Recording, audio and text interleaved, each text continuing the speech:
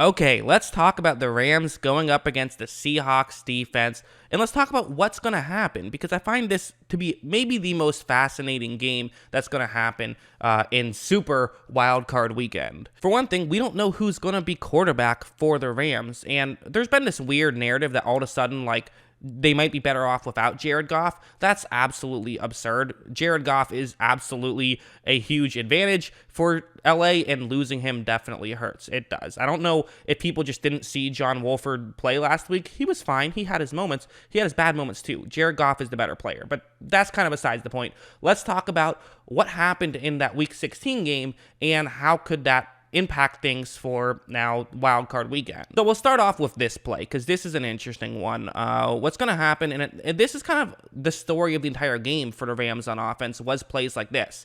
It's zone coverage, cover 3 for Seattle. This is what they do. Seattle is one of the teams that has a base coverage, and while they don't do it as much as they used to, back in the Legion of Boom days, they were basically just always playing cover 3. Not quite the case now, but they still play a ton of cover 3. Goff has a receiver running a route that could get open against this coverage, as you can kind of see, just, off to the side towards the sideline. So this on paper seems like it could work for LA. Goff takes the snap, and he's going to make this throw, but they aren't quite able to get the completion. And to me, that's what you saw a lot of in this game, where plays where something was open, but they just weren't able to capitalize. Very interesting, next to what we saw from the Seattle offense, where things weren't that open, but they sometimes were able to capitalize. It's very interesting the way these two different teams operate, and so I find that very fascinating. Also, I'm going to make an entire video on the Seahawks offense, how they'll attack the Rams defense, so I'm splitting it up into 2 videos, but yeah. Anyways, let's move on to this next play. So this is going to be zone coverage. It's a cover 3 zone. Again, you can see how this works. So, same coverage. Robert Woods running a route that's going to try and get underneath the deep corner to Jared Goff's right, but it'll still be past the defensive back who's going to be covering the flat in that area. So Goff takes the snap here. There is going to be a window, and this time Jared Goff is able to make that throw. So that's kind of what this game a lot of was there was usually windows, and it was kind of, could the Rams make the play or could the Rams not make the play? That was really a lot of what this game was. There was this one, which is a good example. It's cover 3 zone. Look at Robert Woods' route. So this route, on paper, doesn't seem to be too good, right? There should be a defensive back who stays deep, which would mean that, he'll just run, and basically it's almost a setup route on this one. But when Goff takes a snap, there's immediate pressure for him, but also you look downfield, and there's a blown coverage from Seattle. Someone screwed up. The player who was supposed to stay deep thought they were supposed to stay further in, and a blown coverage could have resulted in a touchdown, but pressure got the Goff quickly, and that's one of the issues the Rams have had, is blocking in the middle. The interior offensive line has had its struggles these past couple of weeks. And also, sometimes Jared Goff doesn't notice these things anyways, although this time he didn't have time. So Goff was able to actually throw that ball away kind of dangerously, but, that's a great example. If that pressure doesn't happen, if that pressure happens on a different play, they score 7 points here. So there were points available, and I thought the Rams left a lot more points on the board than Seattle did in this one. I want to show this play because when you watch some of these plays and how easy some of them were, it's almost shocking that they were only able to score 9 points, because they had openings for sure. They really did. Like on this one, it's cover 3 zone. Cover 3 zone.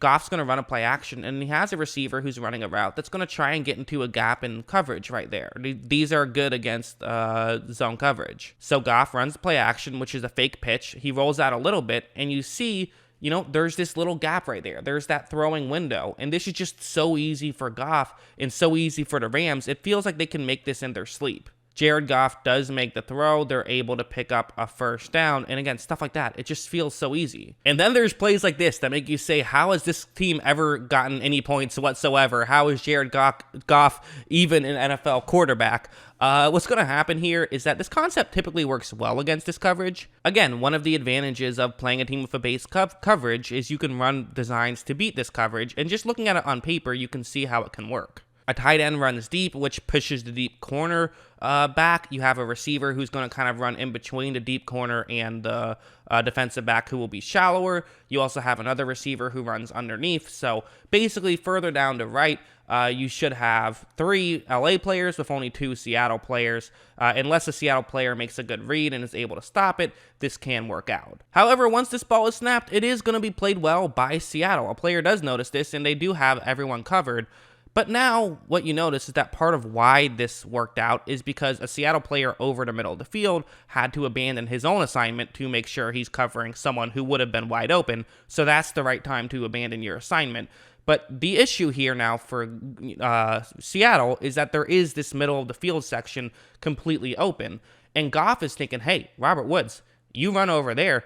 I can throw it there. We can get a bunch of yards. We can get this first down. This is great.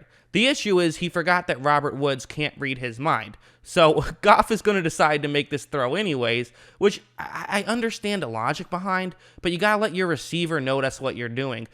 Point to him, even. You can do that, but you can't just throw it there and hope. Chad's been playing better, but there definitely are throwing lanes throughout the course of the game. There just are. Like this one. It's a good zone buster where, again, you have really it's the 2 routes that are I really want to look at the 2 routes that are closest to the bottom of the screen where they end up. You have a little curl route underneath, and then you have another receiver running a deeper route.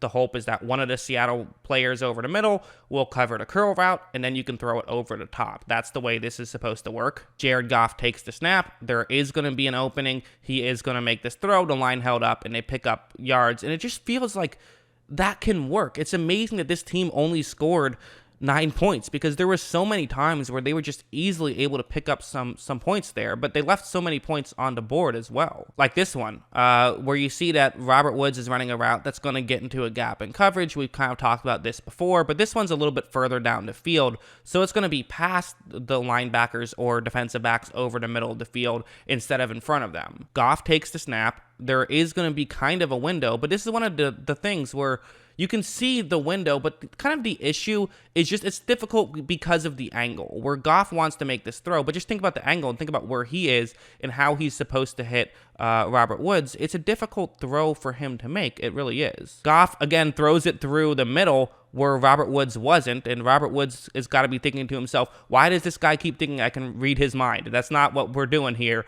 because if Robert Woods moved down in that direction, it would have logically made sense. But they're just kind of not on the same page. They weren't on the same page in that game. And that's almost a good thing, because you kind of have to assume that that could get cleared up, whether it's Wolford or Jared Goff, but you just don't know. And there was plays like this, too, that just frustrate you to watch, quite frankly. And Goff does this from time to time. And listen, I feel like I'm coming off very harsh on Goff.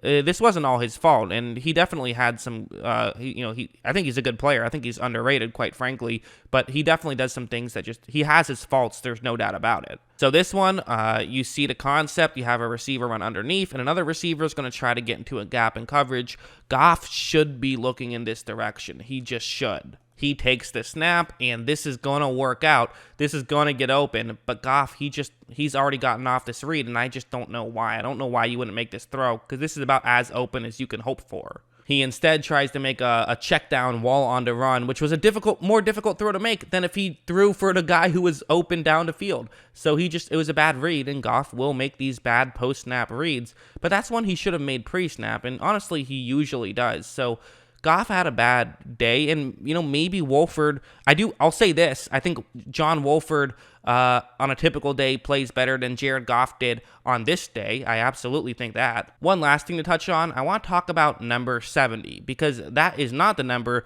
that Andrew Whitworth wears. Andrew Whitworth is the LA Rams' current starting left tackle, but he's been hurt for most of the year. But he might come back and play in Wild Card Weekend, so that would be a huge difference, and he is a really good player, and there was pressure from that side. This one's a good example where there even is kind of a chip to the right side of the screen, and watch what happens. I mean, there's just going to be immediate pressure, and it's not a horrible play by any means, but just Andrew Whitworth coming back is going to be a huge impact player for the LA Rams. Again, should be mentioned, we don't know if he's coming back. I'm hoping he'll come back, but we don't know. So that's definitely something to keep an eye on. But he's an elite left tackle, and him coming back It absolutely will be a big difference, even though Noteboom, I believe his name is, number 70. It's not like he's been a complete mess out there, but he's just not Andrew Whitworth. So that's what they need. And they need to figure out, these interior offensive linemen who are good players just haven't been playing good these past couple weeks. I don't know if there's lingering injuries there or what, but they need to figure that out. But there definitely is points available. There are yards and points available that they weren't able to get the first time that I think they will be able to get to some degree this time. So I have the Los Angeles Rams. I'm going to put two different numbers in terms of how much I think they'll score. I think if the Rams have Jared Goff, which I think it says seems unlikely, I'll say 24 points, and I think if they don't have Jared Goff and have John Wolford, I'm going to give them 17. I think that's a 7-point swing. I really do, because I don't think Goff will play as poorly as he played the last time those two teams played. Who do I think is going to win? Well, you're going to have to watch my next video about the topic when I talk about the Seahawks offense. That's when I'll tell you how much I think they're going to score, and also, tell you who's going to win, because that obviously would give it away. So definitely check that out, or just check out the podcast Wednesday at 9 o'clock, where I'll be going over every game in more detail, and you'll get to hear Kyle's opinions too. So that'll be fun. But yeah, anyways, I hope you guys enjoyed this video, and of course, as always, thanks for watching.